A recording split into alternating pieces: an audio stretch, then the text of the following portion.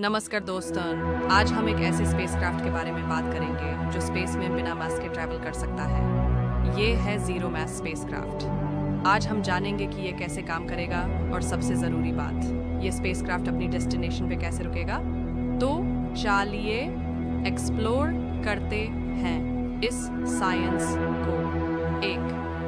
The concept of zero mass spacecraft. तो सबसे पहले समझते हैं कि जीरो मास स्पेसक्राफ्ट क्या होता है। जैसे नाम से ही पता चल रहा है, ये एक ऐसा स्पेसक्राफ्ट है जिसका मास नेग्लिजिबल हो, मतलब जीरो मास फील्ड को यूज़ करते हुए हम स्पेसक्राफ्ट की इनर्शिया को रिड्यूस कर सकते हैं। ये स्पेसक्राफ्ट अपनी स्पीड को बढ़ा सकता है बिना ज़्यादा फ्यूल खर्च किए। 2. How does it travel?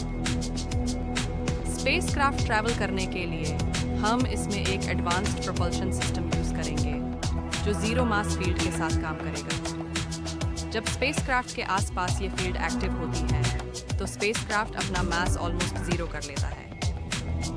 इससे स्पेसक्राफ्ट को स्पेस में ग्लाइड करने में बहुत कम एनर्जी लगती है और ये लाइट स्पीड से भी तेज़ चल सकता है।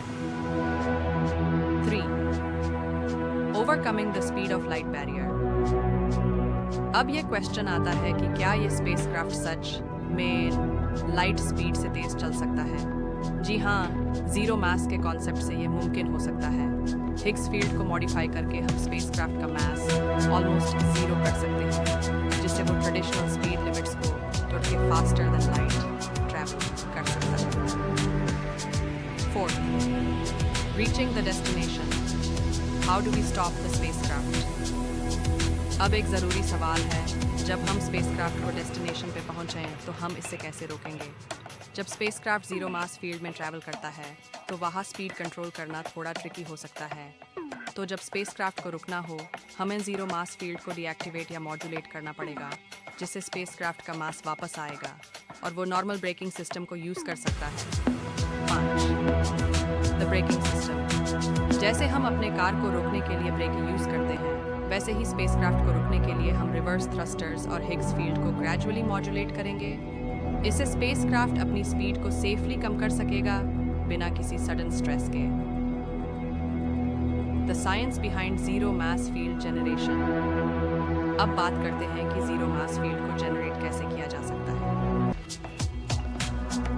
ये एक बहुत ही कॉम्प्लेक्स और एडवांस्ड कॉन्सेप्ट है, लेकिन मैं आपको इसके बेसिक स्टेप्स समझाता हूँ। Manipulation of Higgs field. सबसे पहले हम हिग्स फील्ड को मॉडिफाई करेंगे। हिग्स फील्ड वो फंडामेंटल फील्ड है जो मास को पार्टिकल तक ट्रांसफर करती है।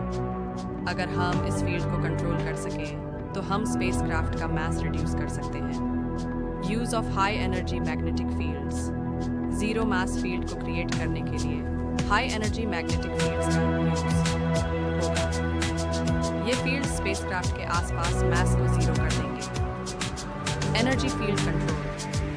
स्पेसक्राफ्ट के आसपास एक हाई एनर्जी प्लाज्मा फील्ड बनाई जा सकती है जो मास को मॉड्यूलेट करे। ये एनर्जी फील्ड ज़ीरो मास फील्ड को एक्टिवेट करेगी और स्पेसक्राफ्ट को लाइट स्पीड से भी तेज़ चलने में मदद करेगी। Artificial gravitational field. हम आर्टिफिशियल ग्रेविटी को रिवर्स करके स्पेसक्राफ्ट के मास को ज़ीरो कर सकते हैं। इससे स्पेसक्राफ्ट स्पेस में कर्व फ्रीली ग्लाइड करने में केपेबल हो जाएगा। 7. Why is this important? ये ज़ीरो मास स्पेसक्राफ्ट का कॉन्सेप्ट न सिर्फ स्पेस ट्रैवल को एफिशिएंट बनाता है, बल्कि ये हमें इंटरगैलेक्टिक ट्रैवल के लिए एक नई दिशा दिखाता है।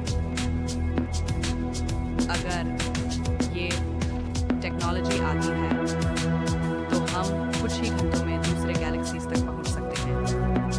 8. Conclusion. The future of space travel. तो दोस्तों, जीरो मास स्पेसक्राफ्ट फ्यूचर में स्पेस एक्सप्लोरेशन का गेम चेंजर हो सकता है। हम लाइट स्पीड ट्रैवल को क्रॉस कर सकते हैं और गैलेक्टिक एक्सप्लोरेशन की दुनिया में नई क्रांति ला सकते हैं। ये टेक्नोलॉजी हमारे लिए बहुत ही एक्साइटिंग अपॉर्चुनिटीज ला सकती है।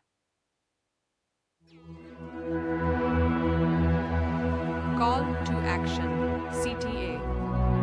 अगर आपको ये कॉन्सेप्ट पसंद आया हो तो इस वीडियो को लाइक करें और शेयर करें अपने फ्रेंड्स के साथ। और हाँ, हमारे चैनल को सब्सक्राइब करना न भूलें ताकि आपको और भी इंटरेस्टिंग स्पेस थ्योरीज और इनोवेशंस के बारे में पता चले।